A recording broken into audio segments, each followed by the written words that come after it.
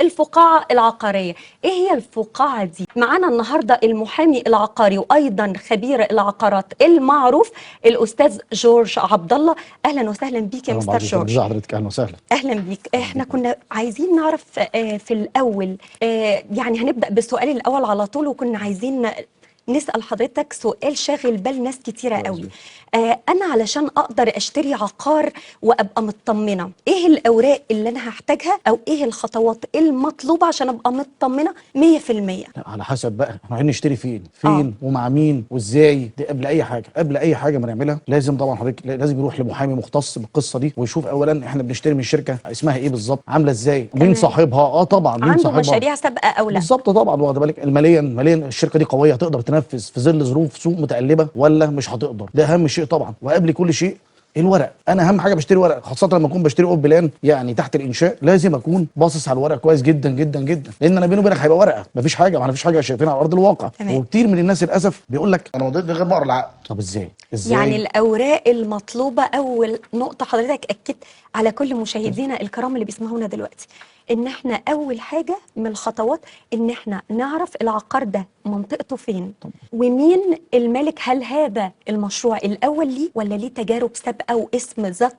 ثقل سكيور مش انسكيور؟ حضرتك قلت كمان الأوراق، نتأكد من الأوراق ونقرأ البنود والشروط طبعا. ويكون معانا خبير متخصص في العقارات. طبعا انا بقابل ناس احيانا للاسف يقول لي انا اول بيبقى شاري مثلا بقاله سنتين، اه يقول لي انا اول مره وماضي على العقد، اول مره ابص على العقد ده النهارده مش عارف ايه اللي ماضي عليه. طب ده كلام حد يقدر يمضي النهارده على حاجه؟ يعني في جمله دايما كده دارجه قوي في العقود اسمها يفسخ العقد تلقائيا دون اللجوء للقضاء. هو مش فاهم. مش فاهم معناها ايه. انا قلت لحضرتك هتشوفيها كتير جدا في العقود. ايه معناها دي؟ ده قانون على فكره، ده الماده 158 دي حاله اسمها حاله الانفساخ. الانفساخ دي مش فسخ، مجرد ما بتحقق الشرط الفاسخ في الحاله دي العقد قانونا بيسقط. دي مشكله. ويجي بعد كده يقول لك طب ازاي انا ما قريتش الكلام ده ازاي؟ دي مشكله من ضمن المشاكل اللي بتقابلنا. طبعا لازم قبل اي حاجه المحامي رقم واحد. يعني لازم يكون معايا محامي متخصص وخبير في العقارات. طبعا ده هيعرف شرط سعر المتر ازاي؟ اساسي. هيعرف سعر المتر ازاي مثلا في المكان اللي انت رايحه؟ مظبوط. يعني ممكن احيانا معلش انا هقطع حضرتك في نقطه. انا النهارده مثلا بشتري في مكان ما ينفعش مكان مثلا في شركه بتبيع ب 20,000 المتر وشركه ثانيه بتبيع 10,000 المتر. اكيد في حاجه غلط. لو انا مش عارف سعر المتر المظبوط هناك في المكان ده مش واعرف هعرف. منافسيني مين. طبعا لازم اعرف مين الشركه كمان.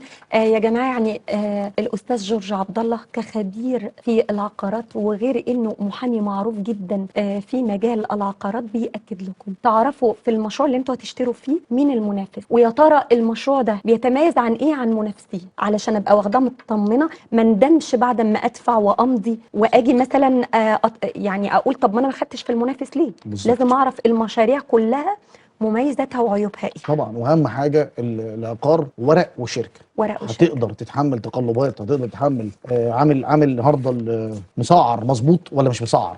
دي تفرق طبعا كتير جدا. احنا الناس ما بتسعرش.